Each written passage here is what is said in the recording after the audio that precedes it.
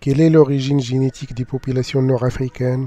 Comment étudier leur diversité génétique? Ces populations se rapprochent-elles plus génétiquement des populations d'Europe du Sud, d'Afrique subsaharienne ou du Moyen-Orient?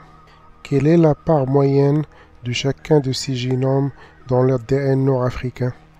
Comment l'immigration, les grands événements historiques, les conquêtes et la proximité d'autres populations européennes, moyen-orientales et subsahariennes ont influencé la diversité génétique des Berbères?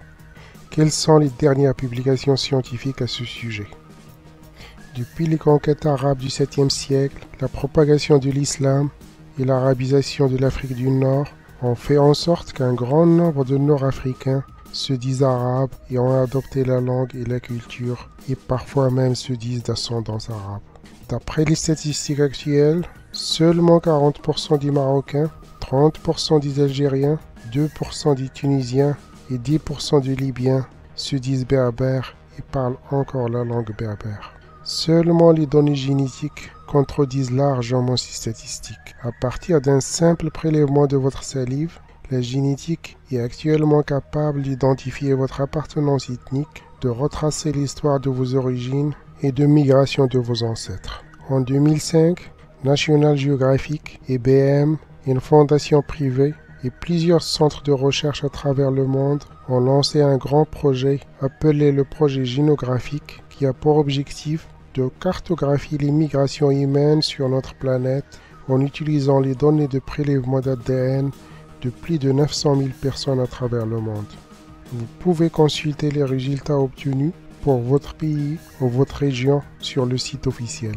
Seuls les résultats de 2 pays d'Afrique du Nord sont disponibles sur le site, la Tunisie et l'Égypte. Des résultats qui sont pour le moins surprenants.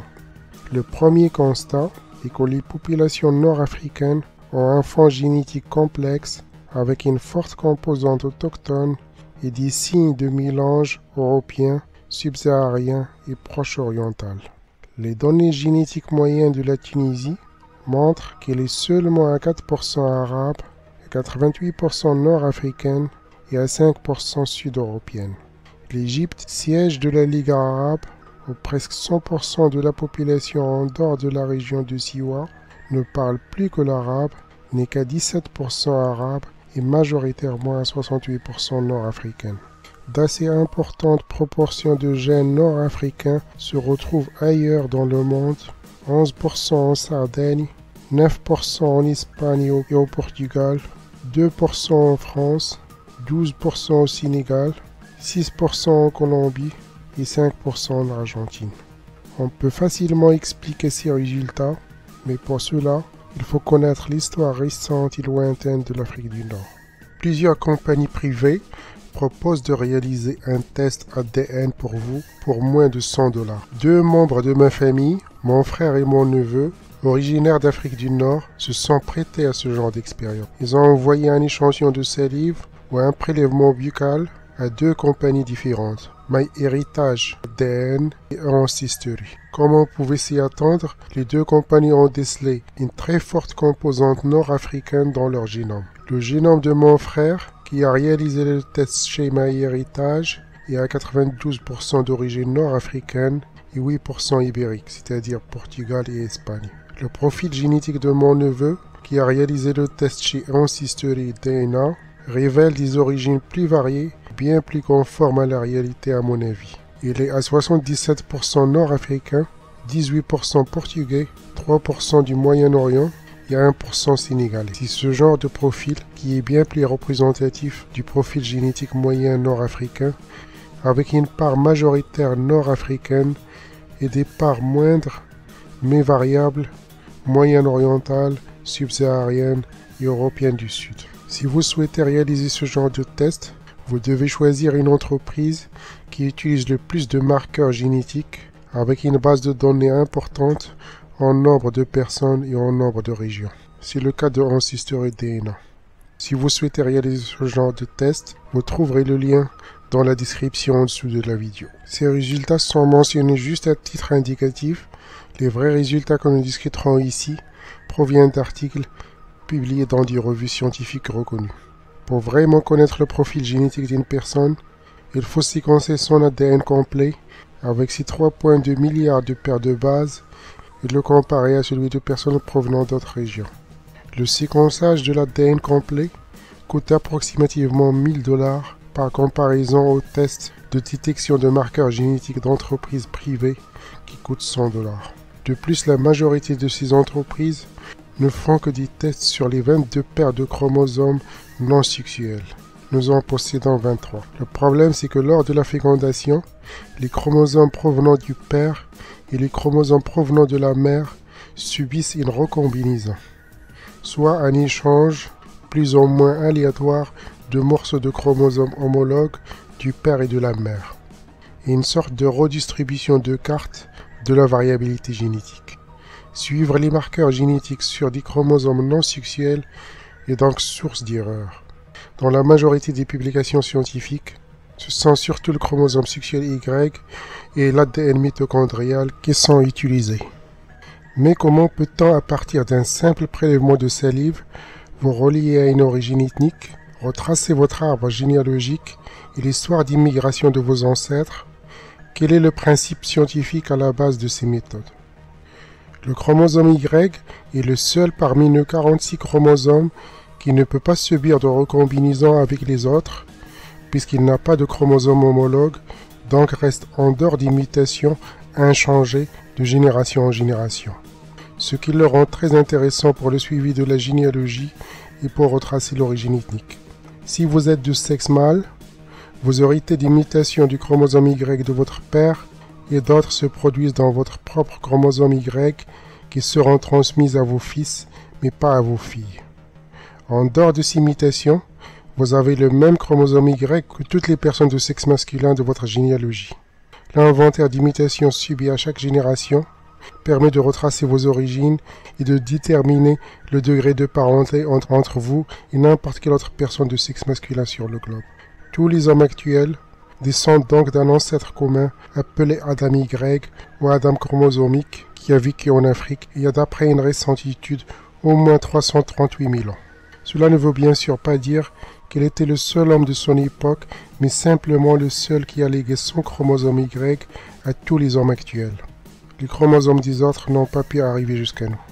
La découverte de nouveaux haplogroupes ancestraux fait constamment reculer l'âge de l'apparition de cet Adam chromosomique. La dernière découverte de l'aplogroupe A00 a fait reculer l'âge de l'Adam chromosomique de moins 150 000 ans à moins 338 000 ans.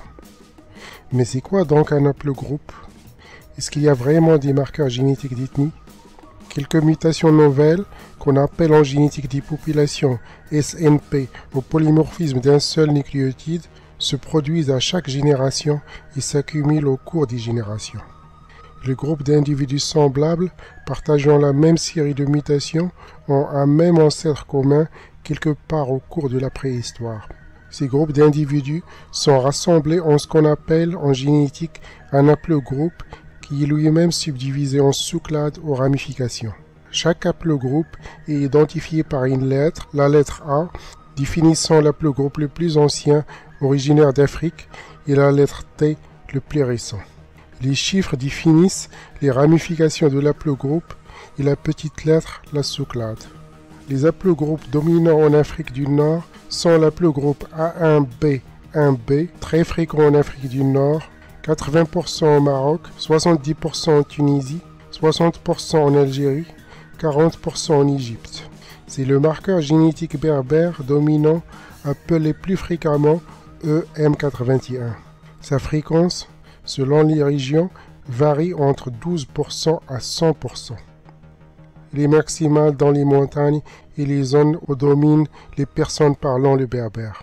Il coexiste avec d'autres haplogroupes comme l'haplogroupe J du Moyen-Orient, arabe et phénicien, l'haplogroupe R1B européen et l'haplogroupe EM2 subsaharien. La distribution à la phylogénie de ces haplogroupes est fortement corrélée à l'histoire d'immigration humaine. Ceci est valable seulement pour les personnes de lignée paternelle. Comment peut-on donc faire la même chose pour les personnes de sexe féminin? Le chromosome X provenant du père peut se recombiner avec le chromosome X provenant de la mère, donc ne peut être utilisé pour le suivi des origines génétiques, sauf dans des cas particuliers. Mais il existe un autre ADN transmis uniquement par la mère à sa descendance fille et garçon qui ne subit jamais de recombinaison. Il s'agit de l'ADN mitochondrial. Comme le spermatozoïde ne transfère que son ADN lors de la fécondation, seules les mitochondries présentes dans l'ovule de la mère sont héritées par la descendance mâle et femelle. Cet ADN mitochondrial, hérité uniquement de la mère, permet donc de suivre notre lignée maternelle génération après génération. En dehors des mutations, il est transféré intact sans recombinaison à la descendance, d'où son intérêt dans la génétique des populations. Comme pour le chromosome Y, il est possible de remonter cet ADN mitochondrial et notre lignée maternelle jusqu'à un ancêtre commun de toute l'humanité actuelle, appelé Ève mitochondriale, ayant vécu il y a approximativement 150 000 ans quelque part en Afrique. Comme pour le chromosome Y, il existe des haplogroupes mitochondriaux qui permettent de suivre la lignée maternelle à travers les générations. Certains haplogroupes sont très fréquents dans certaines régions. L'aplogroupe mitochondrial le plus fréquent et spécifique à l'Afrique du Nord est l'aplogroupe U6, alors que la lignée H est européenne, la lignée M proche orientale et la lignée L subsaharienne. Nous allons voir l'origine, la distribution et la propagation de ces haplogroupes spécifiques à l'Afrique du Nord. Mais les données génétiques que nous allons voir ne peuvent être interprétées correctement sans connaître les événements historiques et préhistoriques qu'a connu cette région. L'histoire et la préhistoire du Maghreb souffrent d'une grande carence. Il a toujours été écrit à la manière et pour favoriser les intérêts des envahisseurs romains, arabes et français. Jusqu'au début des années 80, on imaginait mal que l'Afrique du Nord pouvait être habité à des dates très précoces. On pensait que l'homme moderne était né quelque part en Éthiopie actuelle et il y a 200 000 ans qu'il n'a atteint l'Afrique du Nord que 40 000 ans plus tard.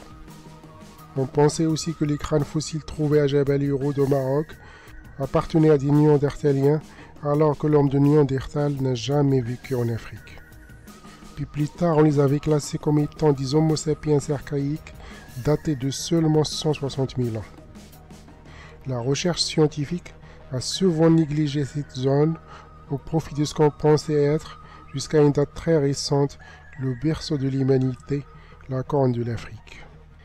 Ces visions très simplistes seront vite remises en question par les dernières découvertes scientifiques, paléoanthropologiques, archéologiques et génétiques. Remontons donc le fil de l'histoire de cette région, une histoire qui se déroule au moins sur 2,4 millions d'années. La présence humaine au sens large en Afrique du Nord, avec des représentants du genre Homo, remonte aussi loin qu'au Paléolithique inférieur, qui débute il y a moins 3,3 millions d'années et finit il y a 300 000 ans. Un article publié dans la revue Science en décembre 2018 révèle la découverte de traces de présence humaine en Algérie, des preuves de découpage de viande sur des os et des artefacts en pierre datant entre 1,9 et 2,4 millions d'années. Ces traces appartiennent à un hominine. Ce sont les plus anciennes découvertes à ce jour dans le pourtour méditerranéen. Alors qu'on pensait avant cette découverte que les hominines se sont dispersés beaucoup plus tard en Afrique. D'autres artefacts d'industrie lithique de pierre remontant à 1 million d'années ont aussi été trouvés dans la carrière Thomas I à Casablanca au Maroc. Ils sont associés à ce qu'on appelle l'industrie acheulienne. Des restes humains appartenant à la période de transition Homo erectus et Homo sapiens ont aussi été trouvés dans plusieurs sites. Pour n'en citer que quelques-uns, 3 mandibules âgés de 700 000 ans appartenant à l'Homo erectus ont été trouvés dans le site de Tirnif en Algérie. Le début de l'occupation de l'Afrique du Nord par des représentants de notre propre espèce, le Homo sapiens, se confond avec l'origine même de celle-ci. Il remonte aussi loin que 315 000 ans. En juin 2017, une des plus grandes découvertes paléoanthropologiques a été publiée par Jean-Jacques Hibbelin et son équipe dans la revue Nature. Il s'agit de la découverte du premier représentant de notre propre espèce, l'Homo sapiens à Jabal el-Houd au Maroc. Le premier Homo sapiens connu à ce jour, âgé de 315 000 ans, provient donc de l'Afrique du Nord. Aucune autre zone au monde, jusqu'à ce jour, ne peut se prévaloir d'une histoire aussi ancienne. Le Maghreb n'est probablement pas le berceau de l'humanité, mais cette découverte montre à quel point le nord de l'Afrique, situé à un carrefour entre trois continents, est crucial pour mieux comprendre l'histoire de la naissance, d'évolution et d'immigration de notre espèce. Que savons-nous de ces premières populations humaines nord-africaines? En réalité, pas grand-chose. Les premiers hommes de Jabal el-Houd d'il y a 300 000 ans appartiennent clairement à notre espèce Homo sapiens, mais avec des traits un peu plus archaïques. Si vous croisiez un de ces représentants dans la rue, vous ne remarquerez aucune différence. Les hommes de Jabal el-Houd, comme en témoignent les nombreux outils et restes d'animaux chassés, appartiennent à des populations de chasseurs-cueilleurs avec une industrie lithique de pierre d'une période qu'on appelle le Moustérien. Une étude récente parue dans la revue Journal of Human Revolution en 2010 fait remonter la présence de l'époque attérienne, caractérisée par son industrie typique avec des outils pédonculés dans la grotte de Ifrin Ammar, dans le Rif au Maroc, à 145 000 ans. Les données archéologiques montrent qu'il y a une continuité culturelle entre ces différentes cultures achuliennes, moustériennes et attériennes. Il ne semble y avoir aucune discontinuité entre ces peuplements. Entre moins 24 000 ans et moins 11 500 ans apparaît la culture ibéro-mauricienne en Afrique du Nord, appelée ainsi à cause de la grande ressemblance des vestiges de cette période entre la péninsule ibérique et le Maghreb, ce qui laisse supposer logiquement des liens de migration entre ces deux régions à travers le détroit de Gibraltar. D'autres chercheurs pensent plutôt que ces populations sont venues de l'Est, mais l'hypothèse la plus reconnue est qu'il y a eu une évolution locale de la culture attérienne en culture ibéro-mauricienne. Cette époque est connue pour ses nombreux squelettes, plus de 500, ainsi que par des figurines en pierre cuite et des bijoux faits à partir de coquilles d'autruche. Un type d'homme particulier est apparu au cours de cette période, c'est l'homme de Mechta Afalou, ou Mechta el-Arbi, d'une physionomie très particulière. Sa ressemblance avec le Cro-Magnon européen fait supposer à certains chercheurs qu'il serait venu d'Espagne à travers le détroit de Gibraltar. Mais l'hypothèse la plus reconnue est que son origine serait locale et issue d'évolutions du type humain qui l'ont précédé. Vers 8000 ans, la culture capsienne, du nom de Capsa ou Gafsa en Tunisie actuelle, prend le relais et envahit l'espace occupé par les ibéro-mauriciens. Donc il y aurait une continuité locale et l'évolution de culture de peuplement depuis l'Homo erectus en Afrique du Nord et plus particulièrement au Maghreb. Même si cette région fait partie du continent africain, la présence du Sahara constitue une barrière difficilement franchissable en dehors des épisodes du Sahara vert qui surviennent approximativement chaque 20 000 ans. Le climat est devenu plus clément il y a 15 000 ans et le Sahara a commencé à devenir plus humide et a laissé apparaître des corridors de végétation qui ont permis l'échange de gènes avec l'Afrique subsaharienne. La transition aride-humide il y a 11 500 à 11 000 ans a marqué le début de l'industrie capsienne en Afrique du Nord. Lors de la transition paléolithique-néolithique, il y a eu plusieurs vagues successives d'arrivées de peuplements d'Orient qui ont introduit l'agriculture au Maghreb, dont nous verrons le vrai impact génétique. Les historiens s'accordent pour fixer l'entrée de l'Afrique du Nord dans l'histoire à l'établissement de Carthage en 814 avant notre ère. Puis s'y succèdent plusieurs autres envahisseurs, d'abord les Romains, les Vandales, les Byzantins, puis les Arabes. Il est incroyable qu'on puisse trouver des traces de toutes ces influences dans le génome des populations actuelles de ces régions. Voyons ici comment. La première question à laquelle on devrait répondre, c'est d'où viennent les haplogroupes spécifiquement berbères EM81 du chromosome Y et U6 de l'ADN mitochondrial. Selon une étude parue dans PLOS ONE en 2013, l'ancêtre commun de l'aplogroupe paternel EM81 est estimé à 15 000 ans pour la majorité des Nord-Africains. Cette période correspond à la fin du dernier maximum glaciaire qui a transformé l'Afrique du Nord aride en zone humide vers 14 500 ans avec des arbustes et graminées, rendant cet endroit très attrayant pour les chasseurs-cueilleurs. Il y a eu donc un retour en Afrique des hommes qui étaient sortis d'Afrique entre 60 000 ans et 100 000 ans. C'était avant le néolithique, avant l'invention de l'agriculture et le début de la sédentarisation. D'après les auteurs de cet article, ces populations sources sembleraient provenir de la région du Levant, en Asie du Sud-Est, c'est-à-dire le Liban, la Syrie et la Palestine. C'est la même région qui est à l'origine de la divergence de la population d'Europe actuelle entre 15 900 ans et 9 000 ans, correspondant au dernier maximum glaciaire qui a remplacé ou intégré les chasseurs-cueilleurs qui vivaient en Europe au début du néolithique.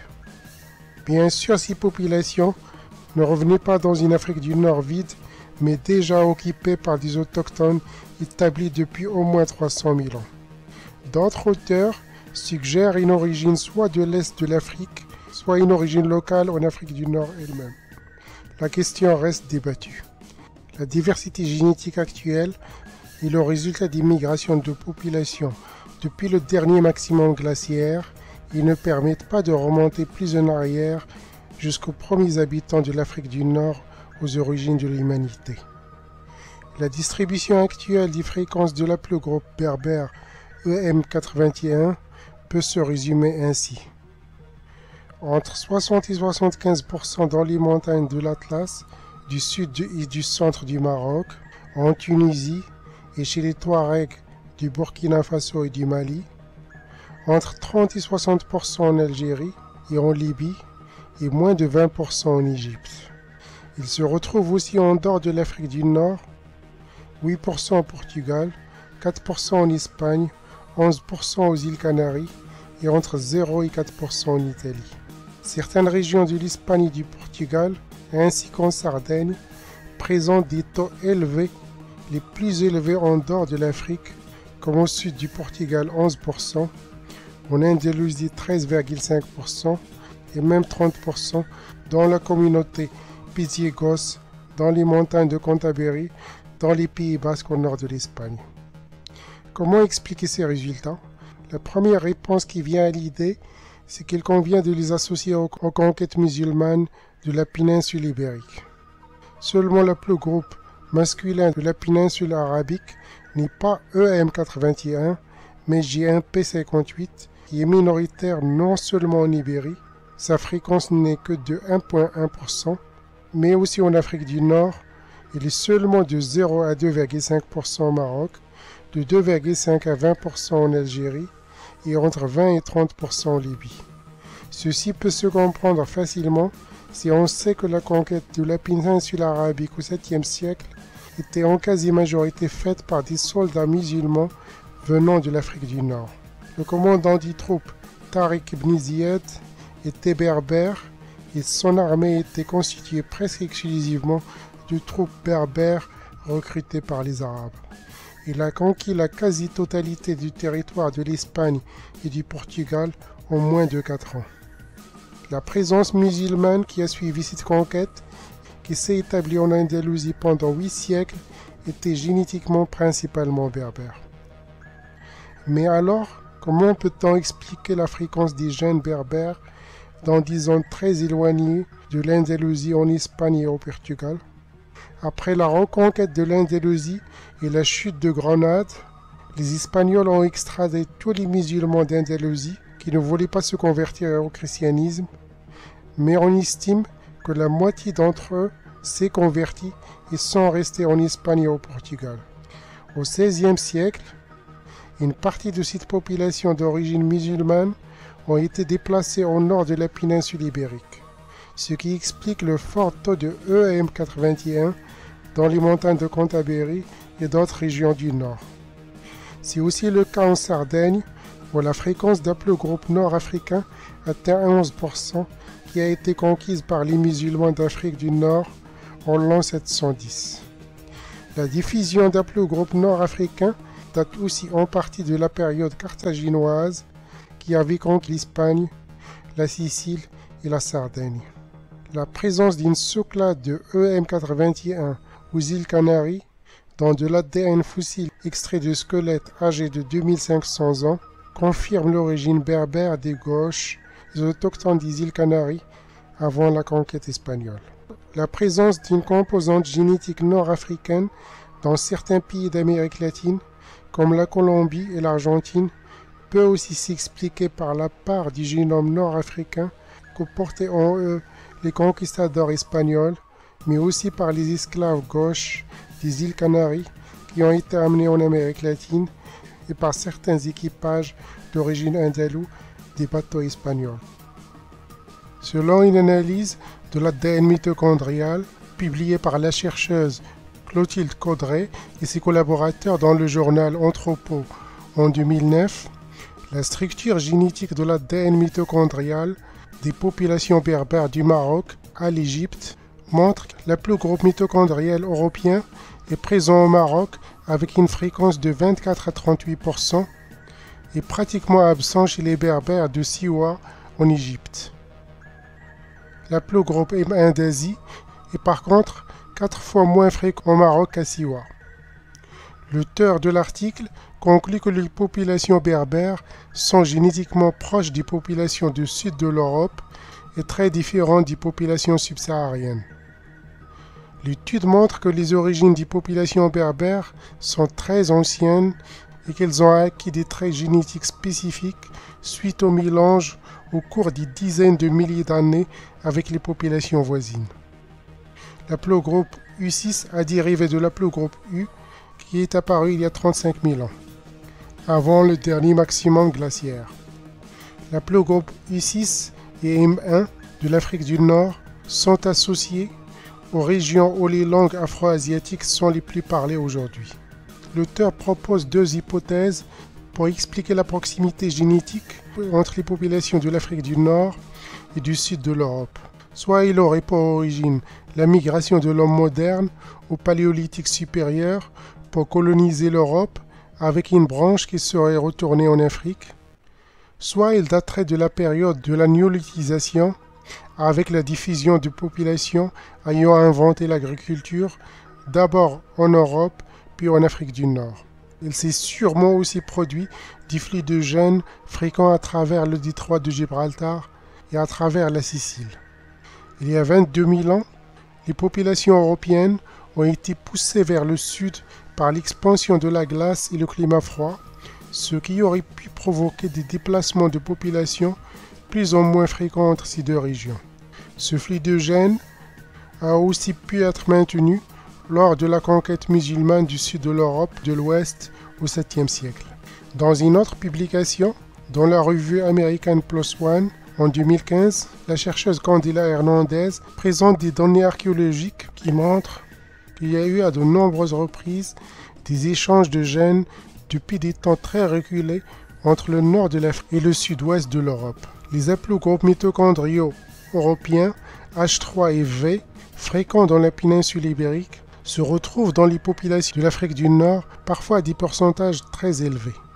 L'haplogroupe mitochondrial nord-africain U6 et M1 se retrouve en Andalousie et chez les berbères marocains, ainsi que l'haplogroupe saharien L. Ceci suppose donc un échange de gènes dans les deux directions, nord-sud et sud-nord. Mais à quelle époque et à quel degré? Selon l'auteur de l'article, l'arrivée de U6 et L dans la péninsule ibérique est estimée à il y a 10 000 ans.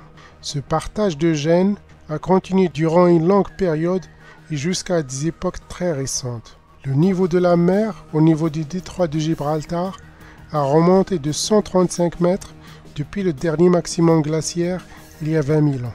Il y a 19 000 ans, la distance entre les côtes nord marocaines et le sud de l'Espagne n'était que de quelques kilomètres, avec en plus plusieurs îles qui auraient rendu facile un échange de population entre les deux rives, même avec des embarcations très primitives.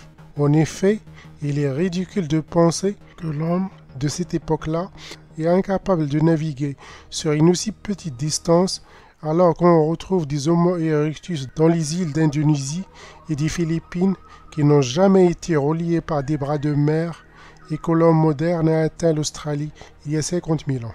La diversité génétique, enrichie par les diverses migrations européennes, asiatiques et africaines, est un avantage indéniable car il permet de mieux résister aux maladies et aux brusques changements de milieu. Mais c'est aussi le cas de la diversité culturelle, une richesse à préserver. Il serait dommage qu'une des plus vieilles langues encore parlées au monde disparaisse en seulement 1 ou 2 générations. Merci de votre attention et à la prochaine.